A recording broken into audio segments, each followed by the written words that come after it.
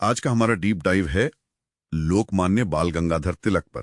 जी अब हम सब उन्हें एक गरम दल के नेता के तौर पर तो जानते ही हैं, बिल्कुल। पर जो बात मुझे सबसे ज्यादा हैरान करती है वो ये है कि हमारे सूत्रों के मुताबिक वो एक गणितज्ञ भी थे। हाँ, ये बहुत कम लोग जानते हैं। उन्होंने त्रिकोणमिति पर एक किताब भी लिखी थी। ये दोनों बातें एक साथ कैसे फिट होती हैं, एक उग्र राष्ट्रवादी और एक गणितज्ञ? और यही आज का सबसे दिलचस्प सवाल है। हमारा मकसद सिर्फ उनके जीवन की घटनाओं को दोहराना नहीं है, बल्कि ये समझना है कि कैसे एक विद्वान का, एक गणितज्ञ का अनुशासित दिमाग भारत के स्वतंत्रता संग्राम का सबसे उग्र चेहरा बन गया। उनकी कहानी सिर्फ राजनीति की नहीं है, बल्कि विचारों की लड़ाई की है। तो चलिए शुरू से शुरू करते हैं। उनका जन्म हुआ रत्नागिरी में 1856 में। पिता शिक्षक थे। जी, लेकिन सिर्फ 16 साल की उम्र में ही वो अनाथ हो गए थे। इसके बावजूद उन्होंने अपनी पढ़ाई जारी रखी, बीए किया, फिर एलएलबी भी। और यहीं पर एक बहुत ही दिलचस्प बात है, कॉलेज में ही उन्होंने और उनके दोस्त आगरकर ने ये तय कर लिया था कि सरकारी नौकरी नहीं करेंगे। बिल्कुल, सोचिए, उस दौर में जब सरकारी नौकरी ही सब कुछ होती थी, उन्होंने फैसला किया कि वो प्राइवेट स्कूल और कॉलेज खोलेंगे ताकि देश की नई पीढ़ी को सस्ती और अच्छी शिक्षा मिल सके। यहीं से उनके वो बागी तेवर, वो अलग सोच दिखनी शुरू हो गई। शिक्षा के बाद उन्होंने पत्रकारिता को अपना हथियार बना लिया। हाँ, केसरी और द मराठा। मराठी में केसरी और अंग्रेजी में द मराठा। सुना है कि वो इनमें ब्रिटिश सरकार की जम के खबर लेते थे। जमकर शायद छोटा शब्द है, वो सीधे सीधे ब्रिटिश नीतियों पर हमला करते थे।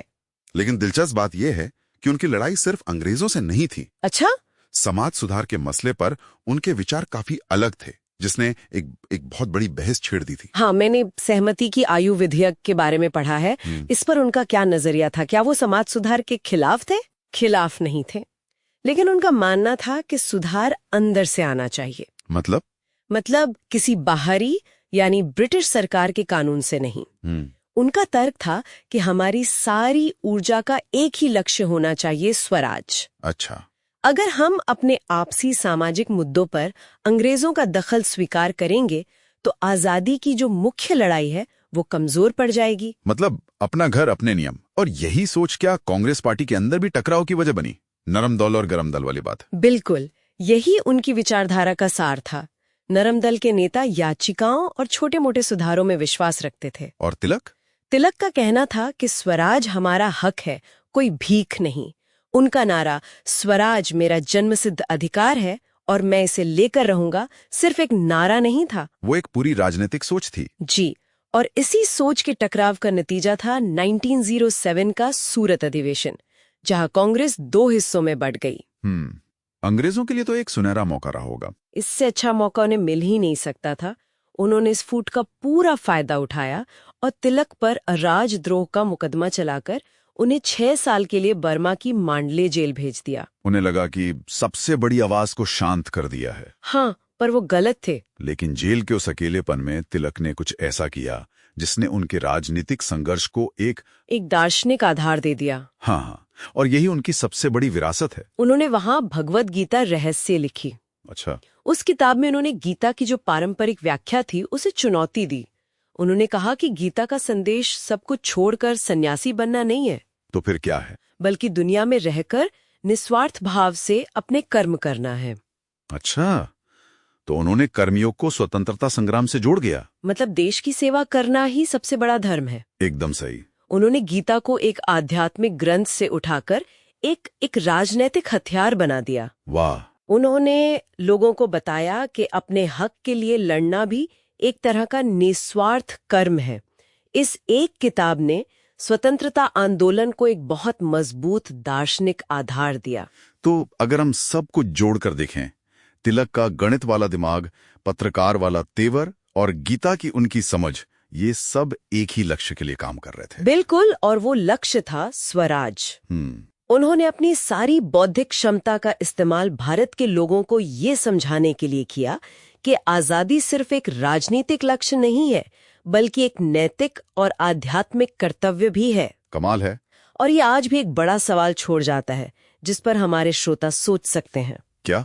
कि किसी भी बड़े लक्ष्य को हासिल करने के लिए बाहरी दुश्मन से लड़ने और अपने समाज की आंतरिक कमियों को सुधारने के बीच वो सही संतुलन कैसे बनाया जाए, है?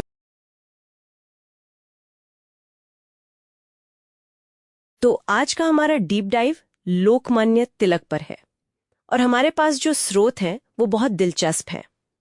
वो तिलक को सिर्फ एक गरम दल के स्वतंत्रता सेनानी की तरह नहीं दिखाते। उनमें एक गणितज्ञ, एक पत्रकार और एक बहुत ही चतुर रणनीतिकार भी छिपा है। मुझे तो ये शेरनी का दूध वाली बात बहुत अच्छी लगी। चलिए यहीं से शुरू करते हैं। हाँ, ये बात उनके शुरुआती दिनों की है। तिलक का असली नाम तो केशव था और गणित में उनकी पकड़ जबरदस्त थी। लेकिन आजादी की लड़ाई के लिए उन्होंने और उनके साथियों ने सबसे पहला कदम शिक्षा के क्षेत्र में उठाया। उन्होंने डेक्कन एजुकेशन सोसाइटी बनाई। अच्छा, और यहीं पर वो शेरनी का दूध वाली बात आती है ना? वो लोग अंग्रेजी शिक्षा को इतना जरूरी क्यों मानते थे? बिल्कुल, उनका मानना था कि अगर अंग्रेजों से उन्हीं के मैदान पर लड़ना है तो उनके विचार, उनका कानून और उनकी भाषा, इन सब को समझना होगा। इसीलिए वो अंग्रेजी को कहते थे वाघिनीचे दूध, यानी शेरनी का दूध। हाँ, शेरनी का दूध, एक ऐसी ताकत जिसे पीकर भारतीय भी ताकतवर बन सकते हैं। और इसी सोच पर उन्होंने फर्ग्यूसन कॉलेज की नींव रखी। तो उन्होंने शिक्षा की नींव तो रख दी, लेकिन स्रोतों से लगता है कि उन्हें जल्दी एहसास हो गया कि सिर्फ कॉलेज बनाने से आजादी नहीं मिलेगी। सही पकड़ा।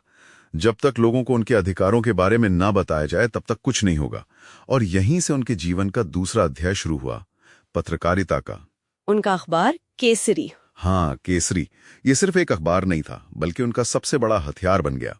जैसे 1896 में जब महाराष्ट्र में भयानक अकाल पड़ा तो उन्होंने सरकार को उसी के बनाए कानून याद दिलाए। अच्छा, वो फैमिन रिलीफ कोड वाला किस्सा, ये तो कमाल की रणनीति थी।